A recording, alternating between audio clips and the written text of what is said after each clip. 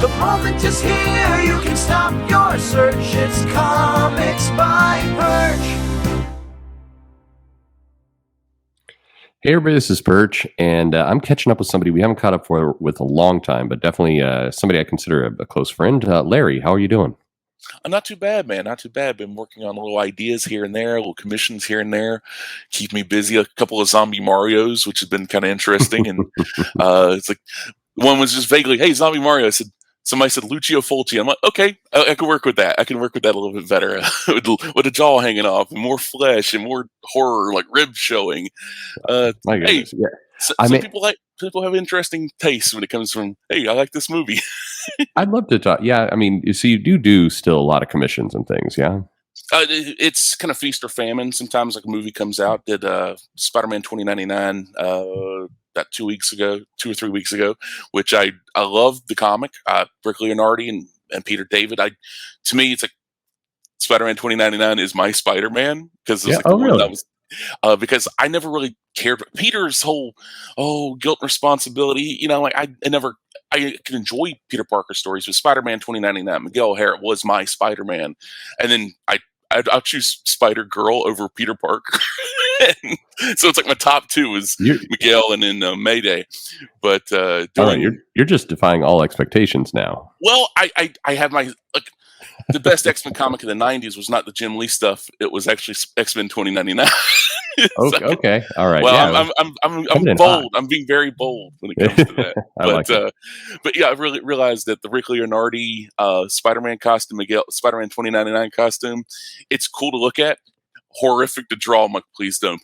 I've not had anybody else request it, so thankfully I was like, please no, I don't want to draw. I don't want to draw it anymore because it was a pain. It was interesting, but a pain nonetheless. Rick Leonardi is one of those artists, clear legend. You don't hear him come up much, though. I mean, he's not in that common name gets thrown around, but definitely a legend. But that costume is over-rendered, I think. Oh, it is, and unfortunately for him, it was like he was sandwiched between Silvestri and Jim Lee in the X-Men run, which is. His style was being able to mix that cartoony, and it worked really well for Spider-Man 2099. And I met him a couple years ago at Heroes Con. It was actually pretty cool. Like I mentioned to him, I was like, nobody ever bring up that Batman Beyond is very much Spider-Man 2099? It's like, well, if it was, Peter David would have said something about it by now. Which is like, okay, true enough. Yeah, true enough. But I think, there's that. It definitely it takes some inspiration there. But hey, the conversation for another time with Rick Leonardi. That's definitely somebody we should put more of a spotlight on. But yes. But I wanted to talk to you about art and some of the stuff you've done. Now, I don't remember if we're catching people up. There was a previously on Perch a while ago. It's been a couple of years now. 2 years, I guess. We did Jim and I Jump, and we put that out there to kind of do a little different kind of experiment with crowdfunding. We basically put it in at a super, super cheap price, and we also put it into some retail stores, and it wound up doing quite well. Yes, I was shocked. I was like, okay, we'll move some. I'm so used to comics, even big corporate comics and a lot of these other stuff, to collect a little dust. It's going to happen. Yeah. And you're like, well, got some good news for you. It's sold out. I'm like, okay, it's sold out. These. I'm like, okay, that's interesting. I was like, I was any amount. Anybody's interested because it's like, low expectations. Also, trying to be humble. It's not easy. Sure. Sometimes you want to go all, cutting promos on people. You want to go over the top, but be a little bit more mellow. But you did put out a book. I mean, and that's so. I wanted to talk to you a little bit about kind of your career style, what's coming up next, because obviously you have been working on some other stuff, and I know we're working to get that printed right now. But comics in general, there's so much. If you take a big step backward for it, and I had the last, really 45 days have been a bit of a blur for me, for a variety of reasons. But coming back into it, the first thing you notice is just the tension. There's a lot of anxiety, a lot of people angry, a lot of people trying to figure out, is it your comics going this direction, that direction? It's just there's a lot of kind of these same things that we've been living in for the last 5-6 years. You as a creator, though, you're not going on streams every week. You just kind of continue to push forward. What's your view of where comics are at? comics are an interesting crossroads. I know Mark Miller said every 20 years there's like a resurgence, and you've kind of seen that a little bit. It's a more of a groundswell this time. This isn't a bunch of disgruntled hot artists that were given so much creative freedom and then realizing, okay, the creative freedom is great and money's great, but you're only getting flat, rates, and let's go into business for ourselves and make the third largest publisher and get toy lines and get cartoons and get movies and all this and that. And look at us now where, Image mainly, it's like, it's kind of the indie stuff from the 90s, like kind of the fringe stuff. It is no longer, big muscle guys, big guns, and women with like, waists that would fit around a wedding ring would fit around their waist kind of thing. Where are their organs? Why are their legs so long? It's very indie-rific. And then, like it's comics that the comic scene I am kind of participating in by putting my work out there. You do see that tension, and I go about it as I'm gonna do my own thing, and I'm not gonna let nobody stop me. Because like, if you let somebody else stop you, let somebody else take that fun away from you, take your drive from you, then you kind of should be stopped. Then, if you're gonna let the outside force, it's kind of like boot camp almost. It's like you're going through that mentality of trying to make you quit. And if you keep pushing through them walls, keep pushing through them and climbing over them, and if you can't climb over it, you punch through it. You break that wall down. You keep on going. But if you let that thing stop you, you're just going to keep finding a reason to quit and stop and go back and return. Like, what's the point? Oh, nobody wants to read my comics. I'll boo-hoo-hoo for you. And you got to have that mentality to fight through it. And that's how, and it, some days are late because like, man, I'm working on this page. I worked hard for this. Like, man, it sucks. And you got to go and start all over. And it's like, well, why do I bother?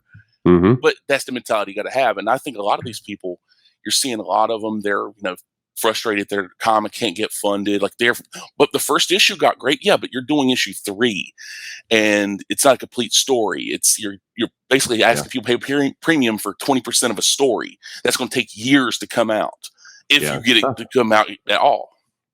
Right.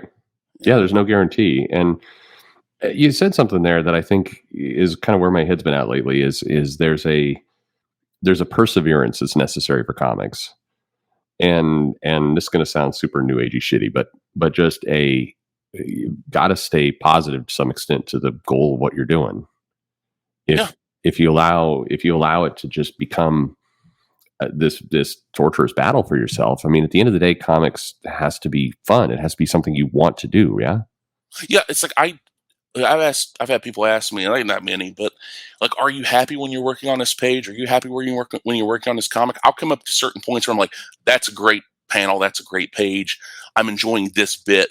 But a lot of time I feel nothing. It's like, not necessarily I'm feeling hollow, but not too far from it. And it's like, once I am happy with it, once it's done, once I can look at it, I'm like, oh, that reads great, even without the word balloons. And I feel great once the work is done. It's like you're making dinner. It's like, you're not this, you could taste it here and there, but sometimes, wow, you're cooking the hamburger. Do you really want to taste it while it's still pink? It's that kind of mindset. So you want to wait till it's cooked first, and then you add a little sauce and add a little garlic and add a little oregano or whatever you're doing.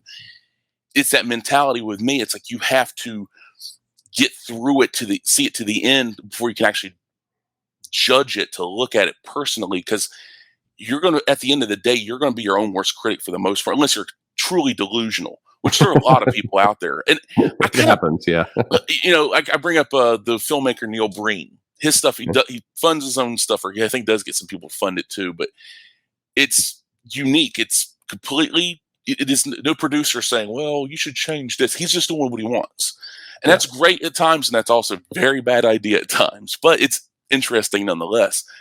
But looking at what I create and what I know other people, well, if somebody says, "Well, Larry, I don't like that," well, why don't you like it? Well, it doesn't. If it says like structurally, all that character is not acting the same as they were earlier in the book, and there's no explanation for it, just seems like bad writing. I'm like, okay, that helps me. Or I just don't like that story. I'm like, why don't you like the story? I just don't. Well, that doesn't help me. It's like that's personal taste. But it's all those things you got to kind of consider and also weigh it. It's like, but I've seen the comics you make. Your comics suck. But it's like that kind of thing. It's like, maybe their voice is valid, but maybe to a degree. So it's all about weighing it too. And there's those people that like they don't have that kind of kind of self-determination to, it's like pulling themselves along. They're looking to other people to help them. It's like if they always got their hand out reaching for someone to pull them or lift them up, eventually they become like a leech. They go from being a human that's struggling, a person, creative person, this comics author that's struggling, maybe like got a lot of things going on in their life, personal problems, familial problems, financial problems, and they're just people struggle every now and then, and you may need to reach out. But if you're constantly reaching out, and if you always need somebody to, pat you on the shoulder, hey, you did a great job, you're constantly doing it. You go from a human being to a leech. You're a bloodsucker. You're not a human being anymore. You're a parasite. Well, speaking of parasites and bloodsuckers, so it's not the cleanest transition into it, but I wanted to talk to you about kind of, first of all, just to put a pin in that. It feels like if you can't maintain some level of your own positivity through it, you're going to get drugged down. It's just going to be, at the end of the day, you kind of have to love the things you're doing, even if they bother you at the time. But speaking of bloodsuckers and leeches, horror. So we've been talking, and you've been mentioning that you're finding yourself dipping more and more into horror as an element. As a storyteller, you've done superhero things, you've done sci-fi things. How do you pick to go to some of these other? How do you pick? How do you change? What goes through your mind when you think I want to change styles? I want to go in this direction. Well, not just a financial reason, not just because how many science fiction conventions are there around? How many, science fiction movies are like really popular? I mean, people love like Interstellar. I thought it was boring. It was not a good movie. I know people love it. And like, there was like, oh, it's life changing. Like, not really, not to me. Like, it didn't work for me. And it's like, I'm going to go around and like, look at, other like the superhero stuff. A lot of it ends up being, it's Superman, but bad, or it's X-Men meets this, but a bad idea, that kind of thing. And these people like, right. It's, but with horror, I mean, you can do everything from Shaun of the Dead, Life Force, the Texas Chainsaw Massacre, the original, and the Texas Chainsaw Massacre 2. I'm the Lord of the Harvest, bring it down. Dennis Hopper's going crazy. And, people getting literally turned into meat and food and fed to people at a chili competition. While, got a Chop Top. He's like, hey, I'm a big fan. Hey, can I go around the radio station picking at his metal headpiece, the steel plate in his head? You can go over the top craziness. You can go straight horror. You can go horror comedy, horror romance. I mean, there's some weird stuff out there. But with that, people seem to gravitate towards horror of many degrees. I mean, how do you explain all the Insidious movies and Annabelle movies and all that kind of stuff and all the Saw movies for all those years? Cheap and easy to make. No, I'm kidding. No, it truly is a lot of the time. And it's, it's exploitative. And I think people there's something about that. And it's like, hell, I mean, the horror comics were outselling the superhero stuff and the Western stuff. The horror, crime too, to a degree, and then horror just like boom. Everybody got into the horror game, and then it's like, well, they got to nerf that stuff. The feds might step in, so we have to regulate ourselves. Like, what's the one thing we're not really doing great in? Horror comics. We got to get rid of that. So it's funny because horror. It seems like horror in comics has these brief moments, and I'm talking in more the modern era, since the '90s, really, because there's some pretty gruesome stuff that was certainly done, long time ago. You're talking about 60s, 70s, but which of course led to all the other pieces. But comics have flirted with horror. Kirkman gets some big attention for Walking Dead. He kind of gets in there. You see the comic companies do their versions of Marvel Zombies and the Deceased and all that kind of stuff. But it always feels like they stop short. Like they start to get a big kind of genre going and moving. And then I don't know if they flinch or they back away. And it seems like they're very quick to say, well, we don't want to oversaturate. But they have no issues oversaturating with crossovers and, 8,000 Venoms and the multiverse. Like, I don't buy that, the fact that the comic companies aren't going more into horror is because they're worried about oversaturation, because they oversaturate everything. But they seem to pull up short with horror, like you said. Why do you think? I think a lot of that ends up being because it kind of shows their flaws in their other work. They're kind of the comics models. It's like where you're telling the same kind of superhero story over and over and over again. Sometimes we're using the same titles. We changed it a little bit, you alter it here and there, but at the end of the day, they're so used to their the rut. They don't want to get out. And also because a lot of these people can't write horror. It's like it'd make it horror comedy. Like I'm talking straight up horror, like stuff that's like disturbing that gets inside your head. And a lot of this people don't have enough life experience, and that's all they've read is superhero stuff. That's the thing. It's like once it gets outside their wheelhouse, they haven't seen horrific things. They've not had horrific things happen to them, or they may have, VO, like, oh, I saw a really scary movie once. I'm like, yeah. I mean, when my babysitter's best friend when I was young, she was dating this guy, and she was a pastor's daughter, so of course she was dating bad boys, and one of the bad boys, she broke up with him because he was like smacking her around. Oh no, this story's getting dark very fast. Well, he went to her house. Her dad ran him off. He found out where she was by calling up some friends, mutual friends, and found out she was over here at my house, and came in, kicked down one door. My babysitter and the pastor's daughter were barricading the door. They had a chain lock, and my brother's freaking out, crying. I'm angry because my babysitter kept throwing me back underneath the kitchen table saying, get down there and stay down there. And I already knew how to fire a shotgun. So I was trying to go get the shotgun because this guy was going, I'm going to kill you. And a bunch of expletives. And then eventually they bluffed him enough to the point where they did not call the cops. They did not, because we had rotary phones still at the house, one of the Bakelite red, like attached to the wall rotary phones. Because, that was the phone when my dad got this house. Right. And it was one of those deals. And I was ready to defend myself at the age of like 6 years old. I didn't know where this story was going, but thank God. But he eventually ran off. I think the guy, he did some time a couple years later, but yeah.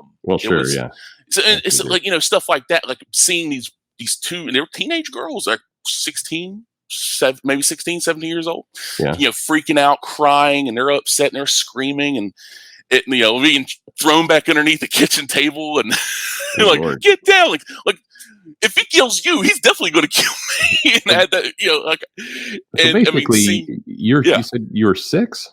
I was like 6 years old. Yeah. Okay, so basically, you lived a horror movie. Well, that's just one of many stories, but that's it's like life experiences, though. But that's the thing, is like the life experiences, and that's like that's why when somebody watches because I didn't watch Halloween till after that. I'm like, Halloween ain't nothing. Oh, he's killing some, and then she's just throwing away the knife. I'm like, you idiot! You deserve to die. I got this when it comes to some horror stories. It's like, oh no, the evil is defeated. Get rid of my weapon. I would have been stabbing Michael Myers like right in the face. Like, well, it did always surprise me. They'd get these horror villains. This is always a cheesy part of horror movies, right? They get the villain down, and they're like, "All right, now let's go put down all of our weapons and relax a little bit." And I'm sure he's fine. It's like, this is the point where you want to run the person over with a car a few times. But anyway, but okay. So, to in attempt not to get completely thrown off YouTube, what you're basically stating here that, life experience and having these moments and having these big things happen, of course, and we've heard a lot of filmmakers and artists and writers talk about this. Do you think the current crop of comic writers are, and I'm going to stereotype, and I'm sure it's not fair, but it's a lot of people who have, they've grown up in a comic shop. They've grown up doing cosplay at cons.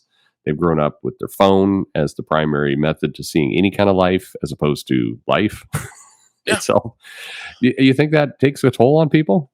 100%. That's 100% the way it is, because these people they live vicariously through technology or entertainment, or they're at a comic book store, or they're hanging out with people of like mind, very kind of safe, sheltered environments. Not necessarily a hug box, but not too far from it. And I mean, I've had friendly comic book experiences. I've been around some really cool people, and some people that turn out to be scumbags of various quality. Some way more horrific than others. And I've also had very real world, not very real world, very eye-opening experiences in the real world of near death, of horrific scenes, horrific accidents, horrific, actions committed upon other humans and myself by other people. And it's like, you kind of have to go through that. It's just like that kind of mentality of when you're making stuff. It's like, if you give up and lay down and just like curl up into a ball, you might, technically you're surviving, but you're not living, you're not thriving. Yeah. And with horror, it's kind of funny because it's like, when they're doing these stories, a lot of, you got the tropes of like, your masked killer, the unstoppable force. This true scary thing is the why he's doing it. He has no motive. That's the scary thing. And I'm like, whatever. It's like the man is the real monster. The Romero concept for the zombies. But I'm more of I think that most David Lynch projects. I know you're a fan of David Lynch as well. Mm-hmm, yeah. I mean, Twin Peaks is one of the scariest shows ever because of the horror. It's like when you think about it, it's like, oh, it's got funny, goofy stuff and it's weird and everything. But this evil that resides within the woods, this evil that resides within the people, the horrific actions, the whole bit where Bob is, like coming slowly through the Palmer's living room and crawling over the couches and the table and everything and gets in Maddie's face. And it's great. And there's blood stains appearing on the floor, precognition. And it is funny. You mentioned it just as an aside. It's a great example. Oh yeah, no, but it's funny. People don't pick up on the fact that Twin Peaks was a horror show. It does blow my mind a little bit that, it was, you talk to people and you're like, oh, that was a good drama. I'm like, what? I mean, people weird. Forget that the character of Laura Palmer is a teenage girl. Yeah. That she was, being brutally violated by her father. Yeah. And that she was in Flesh World magazine with another high school girl, another teenage girl. Yeah. And they were basically being pimped out by a fat drug runner from Canada and a truck driver who married another high school girl and was beating her up. This is a horror story. Yeah, it's pretty ugly. Very. Urban horror for sure. Oh yeah, and it's this, but all hey, but donuts and smiles and damn good coffee and hey, that's great. And, fish in the percolator and all this and that. Hey, that's great. And then the true horror. Yeah. Well, not to go completely on a tangent, but as I lived up in that area, and I was living in that area when actually they were filming some of that show, and the town of North Bend, which where they filmed a lot of the Twin Peaks stuff. It's where the Twin Peaks are, and it's North Bend, Washington. You can find it on a map. They have Twin Peaks days, and they'll have little festivals. Will bring the kids, and they have like a little like cherry pie shirts and this kind of stuff. And it's like, yeah, I mean, it's just it's an odd, it's odd American culture. What can you do? Well, it's like a small town. People say like, big cities are scary. There's people who even say suburbs are scary. Suburbs are just annoying. Especially the gated communities and planned communities and everything. It's so lifeless and it's like, okay, houses are very similar and nobody really has, like these people don't know each other. It's like you got to press a number to get in there. It's like like thank goodness. I mean, yes, absolutely. But it's like small towns are some of the crazy like. Not too in my small town. There's a Baptist church. Behind the Baptist church in the past, there was drug deals. Now the drug deals have moved to the cemetery. Yeah, for real. We got people doing drug deals in the cemetery. A couple years back, on Thanksgiving, a guy murdered his wife in the bedroom. Blood splatter on the ceiling, on the fan. Chopped her up. Took her to a fire pit, burned her remains, and then partially buried her in the yard and fled to Florida. They eventually caught him. And it was like stuff like this. And somebody moved into the house. I'm like, don't you just want to like maybe like concrete the backyard, maybe board up that room? It's like to know that because you got to tell somebody. It's like, oh, somebody died in this house. It's like, okay, maybe they passed away. Like, no, they're brutally murdered. And it's like this insanity of just a mental picture of these horrific actions. And you don't want to put like Spider-Man in this story. It's like, oh, I'm battling the shocker, and like, oh, a guy just murdered his wife on whatever 4th Avenue or something. I don't know, like that kind of thing. It's like, or some kind of creeping dread. It's like people don't. That's the stuff that makes people uncomfortable. They'd rather see the masked monster because the creeping dread stuff, the stuff that sticks with you, like the ending to the film version of The Mist, like that. I mean, I remember seeing that. I ain't gonna never forget that. That's a good ending. Better than the book, actually. I love how we whenever we talk, whatever plan I had for where it was going to go, I'm derailing it, man. Derail it. Out of control train. Do you think that, by the way, some of this is, I've done several videos, and you're making me think there's a different answer here than what I've been saying for like a year and a half around villains. So villains in comics, I think, have suffered a lot over the last 10 years. You know, definitely. some of them are, most of them are heroes now. They're trying to get into this backstory. I actually talked to Joe Corolla recently, and we're talking about, this obsessive need to give backstories to everything when you don't need it. But you're making me think of another angle here, which is if you haven't had these life experiences, not that everybody wants the horrific things that we've been talking about. I wouldn't wish it upon people. No. Yeah, you wouldn't wish upon this or anybody. But if you have nothing, because when I think about interviews I've read with Alan Moore and Frank Miller and tons of kind of these more classic creators, they have dark stories that they've lived. They all have these dark stories, and a lot of, I think, the writers coming in don't necessarily have these same dark stories. I mean, their dark stories are, the internet didn't work and I couldn't get to TikTok for a week, and it was so bad. And I mean, bad thing like the power went off for a week and I had no internet, and then I was worried about getting clean water. Okay, that's a problem, but that's not going to give you the same kind of the well to draw from if you're trying to talk about villainy. Do you think villains? Do you think that's it? No, villains these days are there. They have been.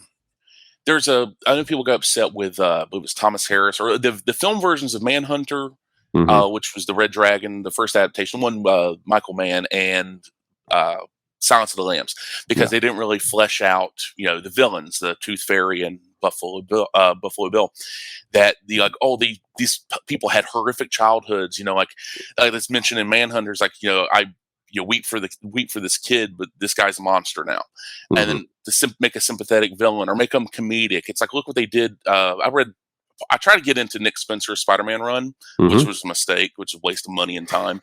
The Lizard. Well, let me tell you, Lizard. There's a new run now. I know. I've seen you. I've seen your videos. I've seen the a character who matters so much you can't even die on her own book. There you go. I guess Sana Amanat's self-insert. Well, yeah, there you go. It's like, hey, I'm gonna stink up your book now. Sana Amanat said it's okay. Daddy said so. Oh, now. But no, it's like Lizard in Spencer's run, where he's in lizard form. Kurt Connors in lizard form is teaching a class, and then you have Taskmaster made a joke of this guy's not only had a cool look, the skull face, the hood, using all the Avengers weapons, tactics, and had that the last time he was cool was the Avengers Academy book where what was it, Phenom, I believe her name, the girl who basically had "Are you my father?" and he's like, "Kid, I don't even know, I can't remember." And I love that kind of stuff. That's something that's missing from comics. But this nerfing these villains, taking their power away. They can't let them be villainous. Or they go over the top and way too extreme and do something like Joker, like the Azzarello Joker with which just, I get why they did it. I get why.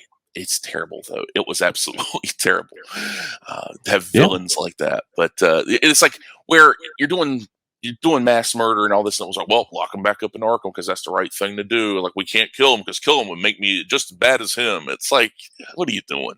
Yeah, I think that's okay at this point. Like, I want to see a comic where Batman's having this debate, and it's like, well, we can't kill the villains because we'll make it as bad as them. And it's like, I think we'll go ahead and give you a pass on this one. You get 3.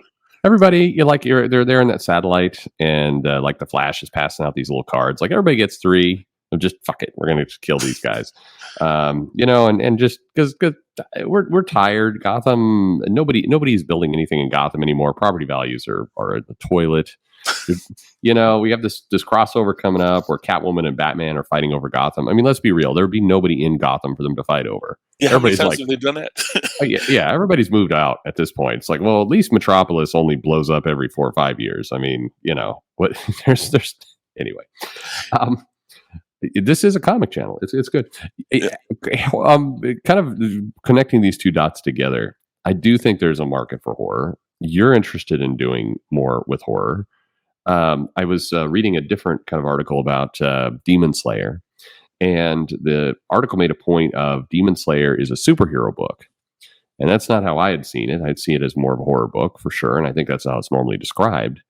But the argument was it's fusing superhero elements, basically having powers, having extraordinary abilities, all this rest with horrific elements. And the combination of the two is what, at least in that market, in the Japan manga market, they think is going to be one of the hottest things over the next 10 years.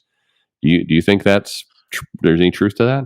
I think there's a lot of truth to that. I think there's the idea that, superhero comics, boil it down, like a lot of the stuff stems from, stories of Gilgamesh, stories of Hercules, Samson, biblical stuff, Nordic stuff, the Aesir, the Asgardians, all that.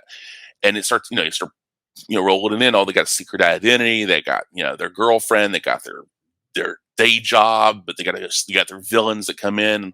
And a lot of this kind of stuff is what we know of now.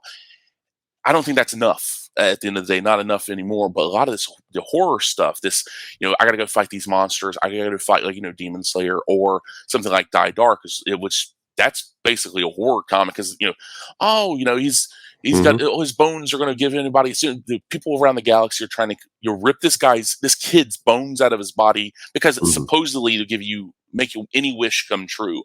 And so a form of death, his mechanical backpack that will rip people's heads off and arms off and everything like that. And there's gore, and there's a guy who cannot die. It's like, but his body gets all mangled up, and there's like, head stumps and neck stumps and maggots and this and that. And there's a ship that has this spider thing that eats flesh. And so they throw bodies of their defeated enemies into this pit. The spider thing eats it and poops out the bones. And then, they collect the bones and sell it to a woman who basically she'll show up to buy the bones, and you can buy more dark flesh stuff. And it's Japanese. It's very beautiful. Charming. Yeah.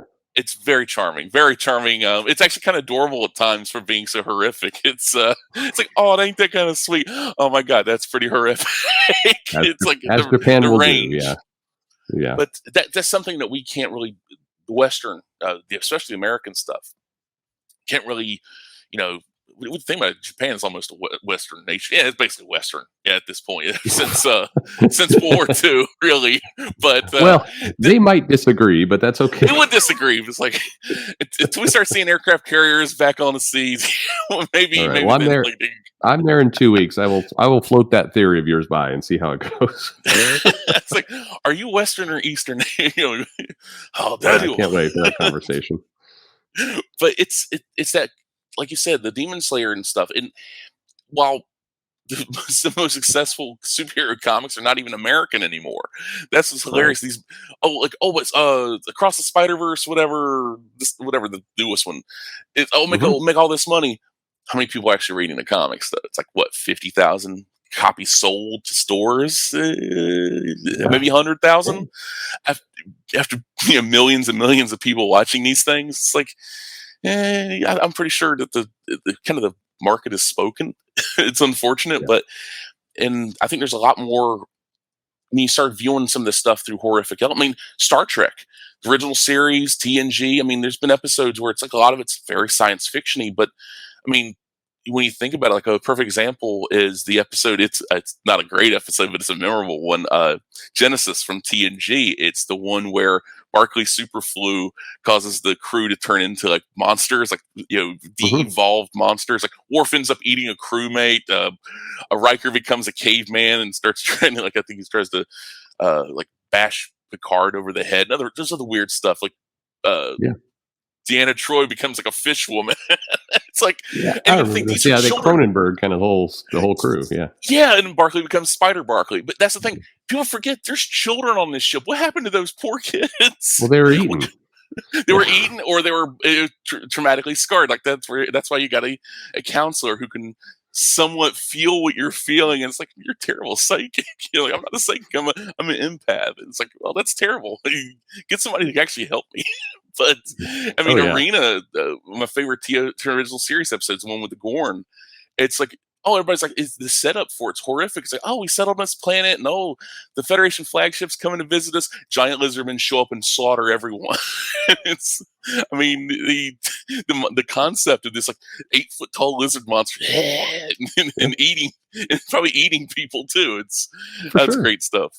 How so? The elephant in the room here, and I mean, we're hitting it as you go, but at the end of the day, the challenge is comics. Even with everything that has happened and all the attention and all the money and all the stuff that's gone on and Dark Knight Returns and Watchmen and all the rest, it's still largely considered for kids. Yeah. Even though it's clearly not appealing to kids right now. Scholastic is, manga is. Weirdly, manga, which is far, far more brutal with this stuff, as you identify, is the thing that's landing and hitting kids these days. Well, So you can blame the publishers though. You go back to the Kefauver hearings, you go back to the comics formation of the Comics Code. sure. That benefited them at the time, Mhm. and it was short term. It's short term mindset, and everything else that was kind of like people view in a more serious matter. The comics with the X, the underground stuff, your Robert Crumbs, your Spain Rodriguez's, the stuff that Fantagraphics put out, Los Bros Hernandez, all that. These more serious stuff, which people, quote unquote, and a lot of it's, very personal stories. Some of it's very, very sexual, very, people call it profane. They would take offense with it. Sure.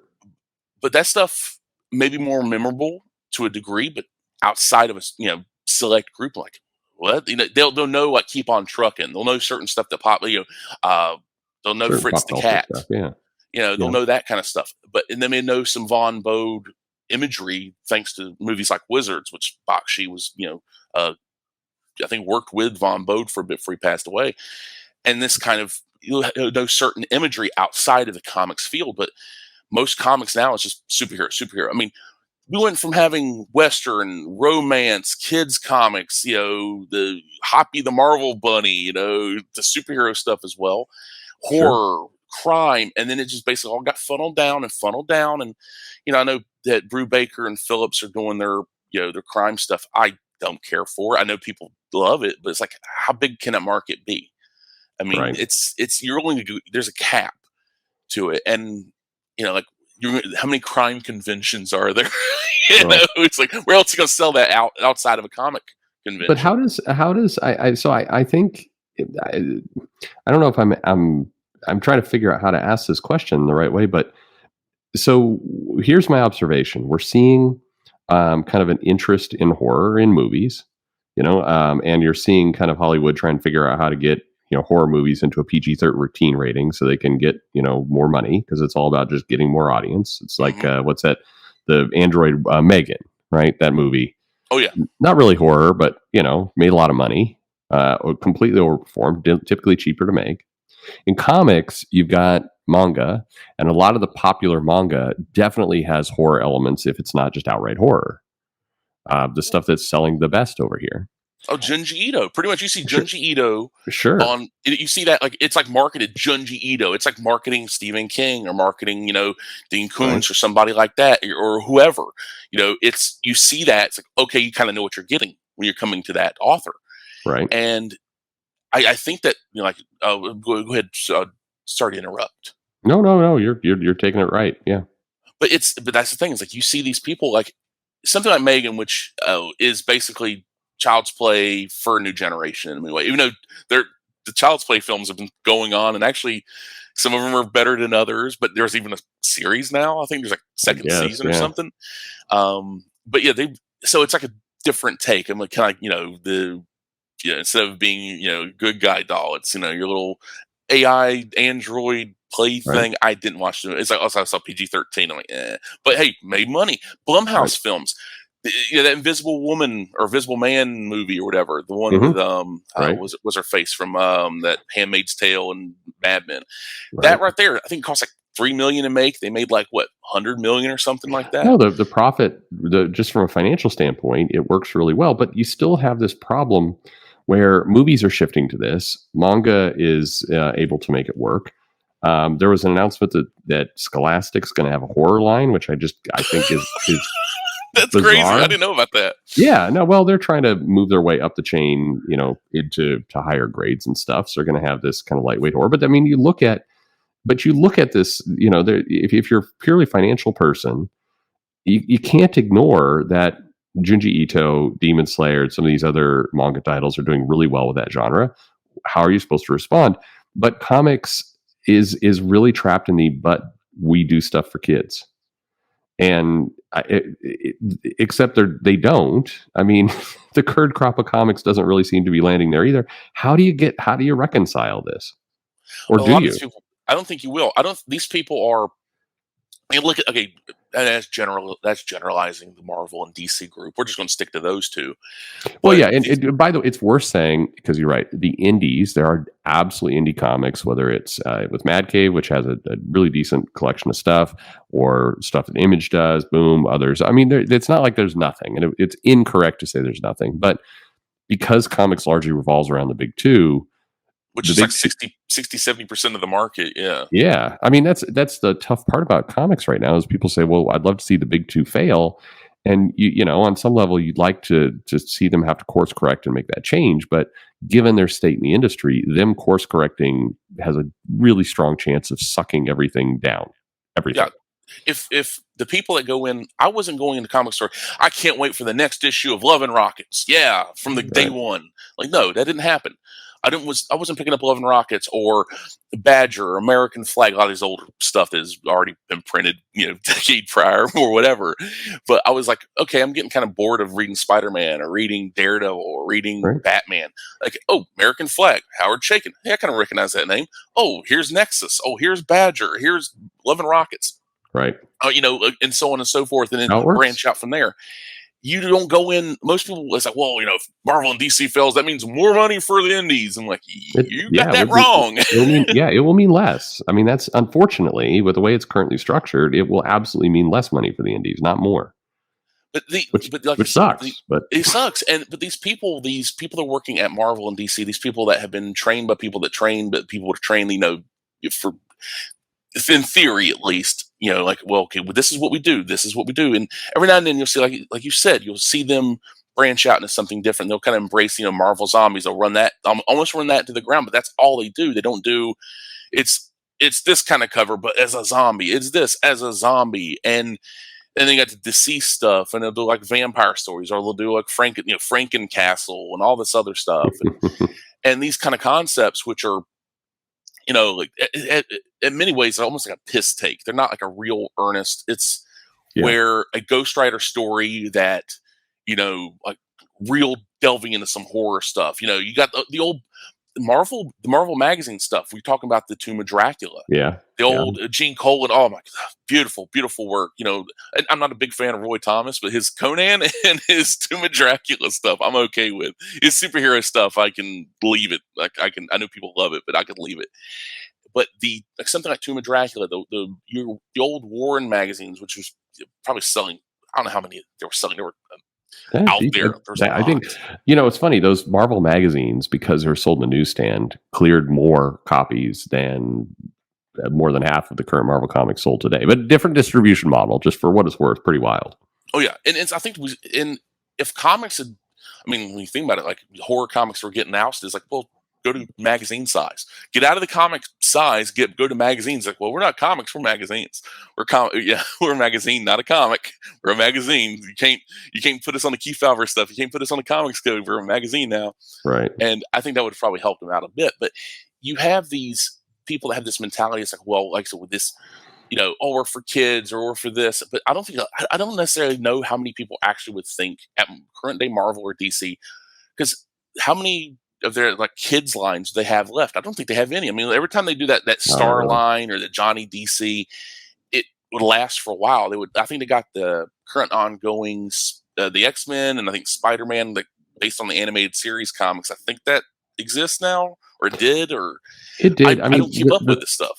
The thing that Marvel really did for kids that drew them in more than anything was G.I. Joe and Transformers. Yes. And that was their play there. But now it seems like, if you're really going to get horror at Marvel, the best you're going to get is, the most horrific thing that's going to happen to a comic is they're going to put Steve Orlando on as a writer. Oh, or Greg Land. You have to see those porn faces never die, man. It's like, well, that's a good combination. Orlando, land. Like, no, swamp. That's swamp. Like, there you go, swamp thing. Oh, not swamp, man thing, because it's Florida, Orlando, land. There you go. There you go. Yeah, somewhere I am. Somewhere Steve Orlando's like, this asshole's it's shitting on me again. Blocked again. You already blocked him before. I'll block him again. Orlando and I have a fun relationship. What can I say? But you're right. Right. It's so funny to see these people. we don't have kids for comics. How many kids are actually reading comics now? They'd rather buy Roblox cards. They'd rather be on their phone. They'd rather be reading manga. And it's like, well, manga doesn't sell in my area. I'm like, well, maybe your area just doesn't sell that many manga, but just because that's example. I think the kids would still do it. I do think there's a problem in the U.S. and because I.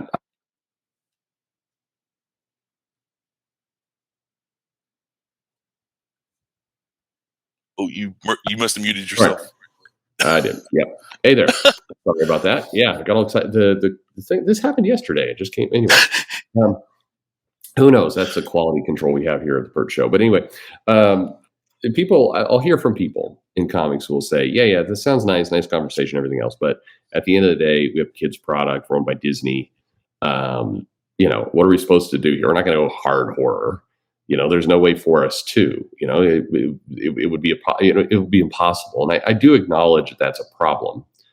But I can't tell if it's a true problem or an excuse or somewhere in between. Well, you look at I grew up a time, even though with all the horrific stuff that happened, in real life, I enjoyed shows like I enjoyed Are You Afraid of the Dark way more than I enjoyed Goosebumps. But I know a lot of people love that Goosebumps show and love the books as well. I think I had a couple of the Goosebumps books because there was no Are You Afraid of the Dark merch that I can remember. But there are some. There's a cosmic. There's not just like spooky clown story or like there's the Tale of the Dark Music. It was a Are You Afraid of the Dark episode where this kid turns on a radio and a demon's in the basement and it only comes out when the music's on. There's this bully kid is bullying him. He lures him into the basement, turns the music to scare him. But the music stays on too long and the demon comes out, consumes the boy. You don't see him get eaten, but a bike is in his place. The kid needed a new bike because the bully threw his bike in front of a garbage truck. And so the kid realizes the bully's been eaten. I get free stuff. The demon's like, just feed us. That's all you do. And his little annoying sister is like, you better make me some food or I'll tell mom. And he's looking like sinister, like I'm gonna feed my sister to the demons. And it's like, then there's the Dead Man's Float episode where it's basically a ghoul that comes out of a pool and drowns kids. It's like really dark stuff, but it was okay for kids 30 years ago. But do something like that. It isn't that hard, People gotten soft. That's all right. Oh yeah, definitely. So, I mean, it's a soft time. I'm curious. So completely changing track for a second. You're a writer. You're an artist. Yes, I consider myself. I'm trying to make it a thing. It's like the people that are trying to make Iron Age a thing. It's like comics author. I'm a comics author, not the comics creator. I'm a comics author. I author because everything I touch. The book is also you have people to flake out on you for coloring or lettering and stuff like that. Well, just learn how to do it yourself. It may not be 100% perfect, but if you're happy with it and you can improve on yourself, but at least you can put your authorial stamp. And it's mine. It's that comic is by me. I could say that's all by me, for good and bad. All right, I love that. I love that. Actually, I hope that does catch on because that's great. Well, it's because here's the thing: creator is like, I'm a comics creator. Well, what do you do? I letter. Okay, well, you are part of the creation process. Well, you're a comics letterer. That's no problem saying you're a letterer. Be specific. It's like, I'm a comics creator. I'm like, what do you do? I'm an editor. As major editor or assistant? I'm like, okay, well, I'm a comics assistant editor. Say what you are. I'm an author. It's like, it ain't still like something. Well, the editor of Stephen King books. Like, I'm a book creator. It's like, it's kind of weird to have these. It's like for writer artists, like that kind of concept. It's like, it also kind of, it's weirdly, it's almost, it kind of puts everybody at the even playing field, but especially when you're a corporate cog and you're out there, you're building the Spider-Man book. You put in the pencils and line art because of whatever they're going to color direct pencils, or you're trying to do the inks too because you want the extra money because you're not getting a page rate increase. Right. So he's like, well, you're just a creator. You're just a cog in a machine. And it's unfortunate. There's a lot of that stuff happens to be, but well, I like the term. I also like the idea of like, look, as you're putting it together, just do it all. If you can, just do it all. And if it's good to work with the team, but it's also good to just own it. Just own the whole thing. Just, let nothing get in the way of getting that comic out into the world. But I remember you were having a conversation a bit ago and you were talking about how your style has changed and certain things that you've done. And so maybe this leans more to art than writing, but tell me what's changed. Well, one of the things that's changed is I've noticed that I used to be better at doing black and white. Now I've found myself doing, keeping color in mind and being able to not necessarily lean like as a crutch with color, but not too far from that. And I got to be careful about balancing the use of the line art, the line width, the use of shadow, the use of textures, whether it's using the G pen or using certain brushes or just using the G pen. Or I use a turnip pen as well for some of the heavier things, and I'll put on a different layer, and I'll for heavier shadows and stuff like that, and I'll go in and erase it. And I find myself doing less and less of that because I'm leaning towards color or using tones. And it actually has sped up my comics creating process, able to do a little bit more. Because I was like, man, I could do this page faster. Well, there, you did 70 this pages in this many amount of days. Like, you did a pretty good amount. It's like, I could be faster. It's like, not everybody's going to be, a mangaka that's, but they have like, 2, 3, 4 assistants that you never hear about that are doing all the, background work and doing the finishing, the line art. And then you have like somebody like Kirby doing 60 plus pages a month, and Igor Crede doing like 100 pages of comics in a month, pencil and ink, burning himself out, at Marvel. And he's like, the hell with this. I'm going back doing the European comic albums. And it's like, no, because they're just trashing me saying my art sucks, but I'm doing 100 pages of comics a month. What do you expect from me? I always wonder, every now and then I see somebody really get on a high horse about Bagley and his art style, and like, why doesn't he ever change and everything else? And I just wonder if somewhere he's sitting at home like, fuck guys, look at what I'm producing every month. Go to hell. I have one experience with Bagley at 2002 Heroes Con. Him and Scott Hanna were there doing like a Spider-Man class. They had some pages of photocopy pages from like some of Bagley's stuff, but a lot of like Carlos Pacheco. And he was busting on Carlos Pacheco. He's like, he didn't put enough shadow work. He's like, I'm like, that stuff's great. It was a Fantastic Four Sinbad comic, and I was like, "That's great." And he's like, "No, you're wrong." And I'm like, "No, I'm not wrong. That's great." He kept, and he was like, "Okay, draw this," and I was drawing. What's Batman like? He's picking his nose. What are you doing? Like, he's like, it was kind of funny. I was like, not being mean. It was just a very interesting thing. Scott Hanna's like, I don't know, man, but it was kind of. But I did get the originals. I think it's the original script. I think I still got it somewhere to this Spider-Man Batman, the one with Carnage that Bagley drew. I think I had that script because it had some doodles in it. It's like he just left it there. It's like, oh, fine, I'll take it. Yeah, that's nice. So there you go. I got the because he's like going through a given example, and I was, you got me. I got no reference. I'm just working off the my sketchbook. He didn't even bring tape. He needed to put tape up on the wall to put the examples up on the wall. So he goes like, "Anybody got tape?" And it's like, "I do." He's like, "All right, whatever." He rolled his eyes, grabbed my tape. Who was going to give my tape back? I had to get it back from Scott. So it's a little fun thing. But yeah, you find that when changing styles and going for some more simpler stuff, you got to worry about, I think, getting way too like I love Joshua Middleton's work, but a lot of his stuff, you look at the line work, it's heavily relying on the color. I know he does the color himself. A lot of people that way now, right? It's very true, but it's like where I want my stuff to be able to be read and black and white, and even to myself. And I think that's something like it.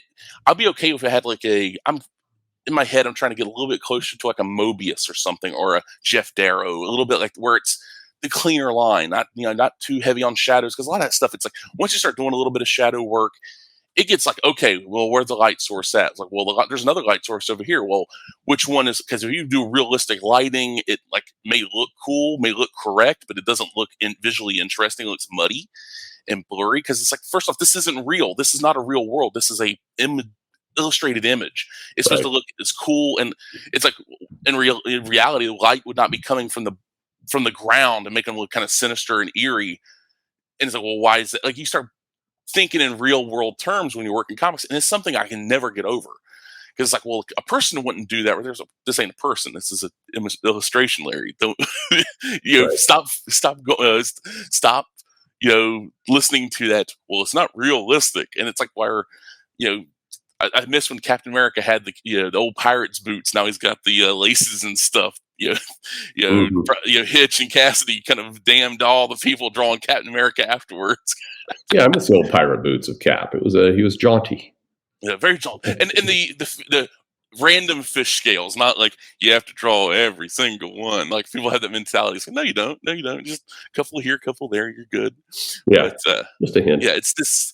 You change up. You change up some things, and you find out like okay, you work faster this way, but you have to worry about, like I said, falling into relying on a crutch way too often. You know, you'll be able to walk on its own.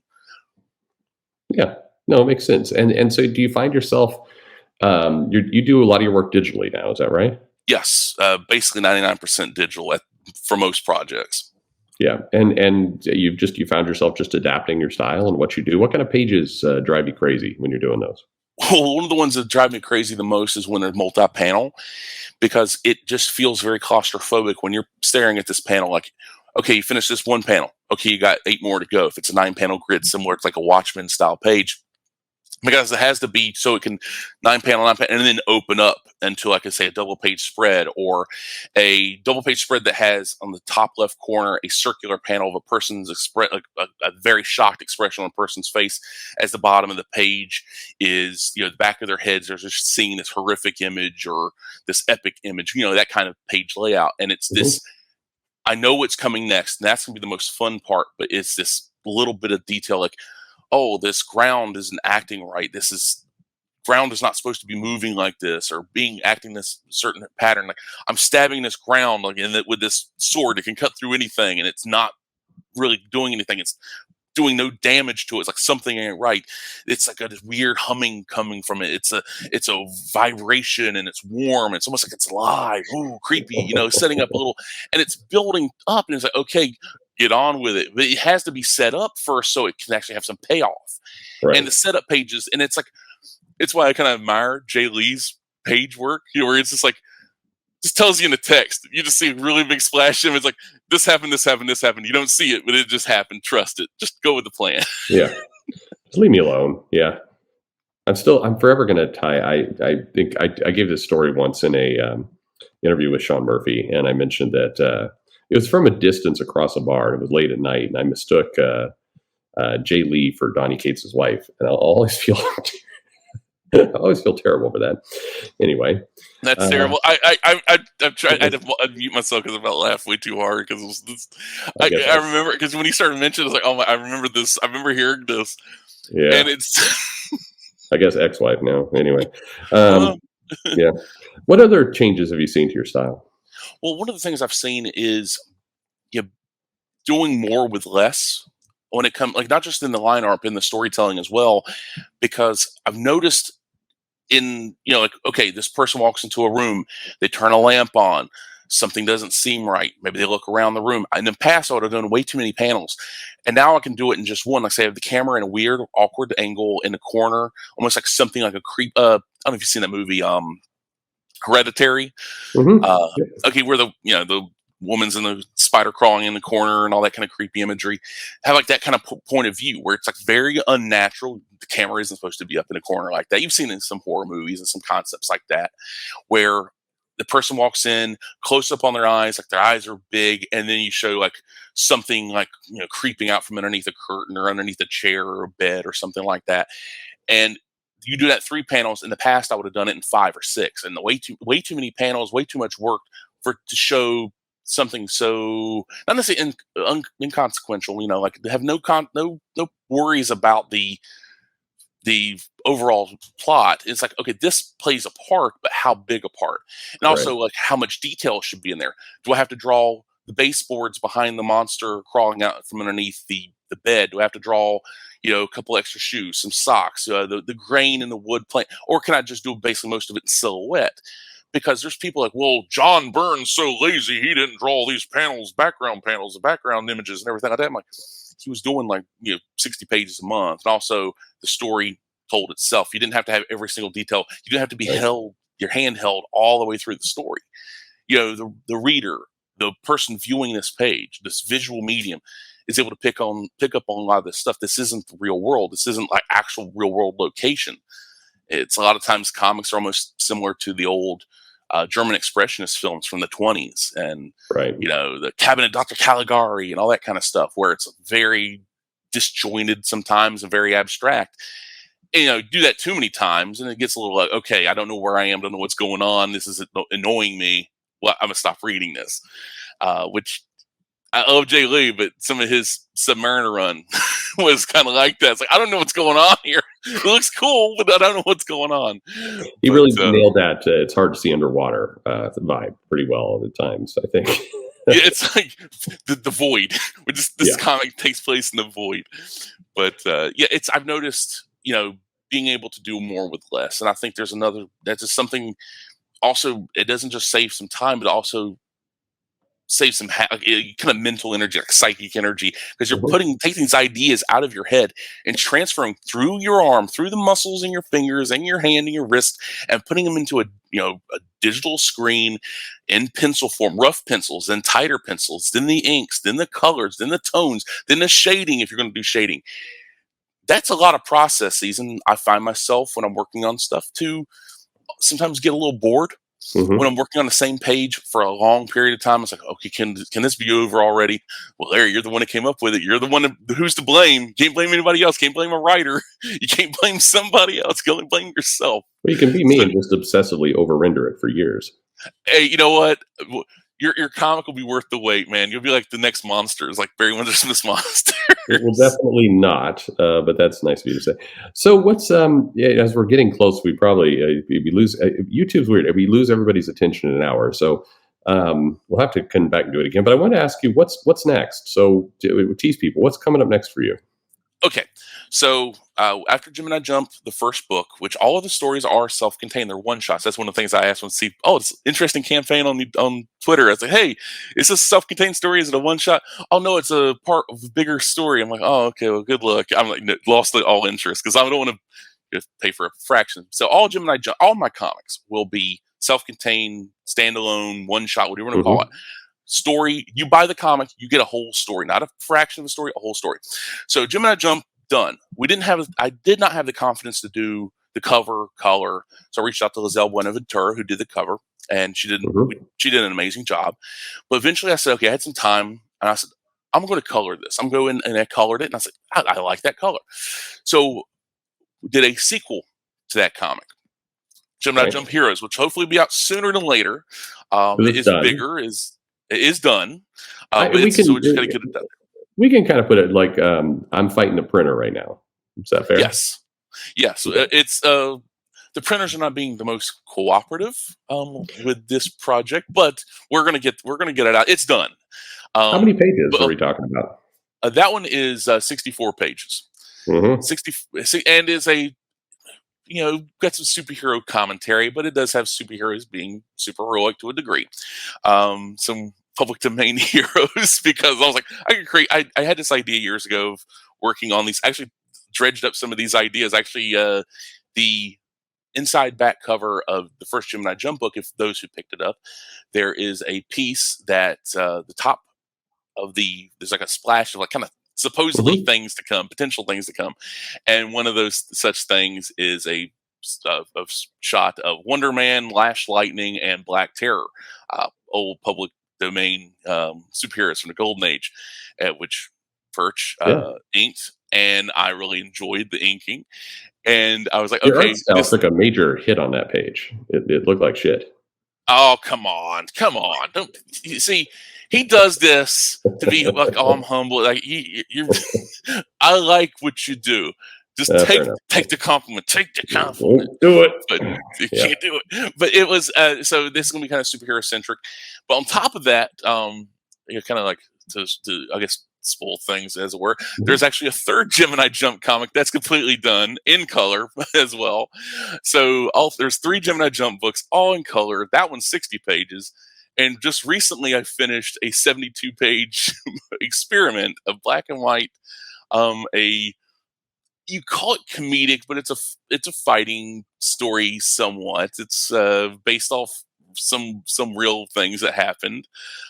Personally, that I witnessed, which was no, not a bad thing. Not in a some adventures at a Waffle House, and that's just all I'll say for right now. But yikes! Where I was a witness to some, though I didn't put one of the funniest bits was right after the 2016 election, I was there. I'd gotten off work, and this guy and his woman were arguing. And he's like, "Women like you is why we got Trump." Oh, no. It was I wanted to put that in a comic. I couldn't make it fit, but he started goon arming her, and she slapped him, and he's like, "I'll leave you here, then." He went to the Friday night at the Waffle House. Yeah. It was Saturday morning, actually. Oh, so yeah, it was okay. Fair enough. good times, man. Like, Saturday morning, it was about 6:30, 7 o'clock in the morning. But yeah, I don't know where they were going, but if she got in the car, he didn't leave her. But yeah, she probably would have got him if he did leave her. But interesting people at the Waffle House. It's dinner and a show, man. Greatest show on earth. Every time. But that's what we got in the works, and hopefully sooner than later these things will make it out. So it's like, because I can't rest on my laurels. I can't be like, well, I'll just wait around for the next idea, the next big project. No, I'll make comics no matter what. So that's one of those things. I have that insanity of, I'll make a comic even if nobody else but me will read it. So we're basically at a point where there will be a formal. We'll do a formal thing, but basically you're talking about 160 pages. 60 plus 64, that's 124 plus 48. Math is terrible. So yeah, 160. Yeah, over that. Yeah, nearly. Let's just like close to 200. 160 pages. 40 shares. We will be selling for $2. Okay, but you have to give me all $2. It's not this whole thing. No, it's good stuff, and I'm glad to see the comics are coming out, and it's just kind of ending where we began. You got to just have fun with what you're doing, and believe that you want to make comics. Well, it's like you got to want to make comics. You're gonna like. I have this mentality. It's like, I get it. There's a lot of people that these big name guys went working in movies and video games and stuff, and they're you pay me to work and I'll work, but they don't like. And a lot of them, unfortunately, I don't think they have a lot of passion for comics in general. It's like this fell into it. It's like I get it. It's like me. It's like, well, they may have done how many comics in a decade or two, like maybe one or two. Like I'll squeeze a couple of pages in every year or so. At the end of it, you might have a 48-page comic after a decade, and you put it out there. We'll fundraise and make money. Yeah. Take it from there. All right. Well, listen, Larry, it was a pleasure catching back up with you. And same here. Thanks for having me. Yeah. No, I mean, I hope it was a fun conversation. By all means, can't wait to see the comments on this one. They're gonna hate me. I'll know it. Mumbles will hate me definitely. It's like, fuck Mumbles. Yeah. Get him off of the channel. Yeah. And everybody else is like, how dare you? How dare you? I was like, can I say some more? If you want me to, I start saying some controversial stuff to get the clicks, man. There you go. Yeah, you got to do it. No. Put it in. Yeah, no. You got enough trouble. It's like, hey, guess Perch has got another buddy sit on the fence with. COVID was a myth. Mysterio planned 9/11. Anyway. No. There we have it. Larry, thank you very much, and we'll talk to you again real soon.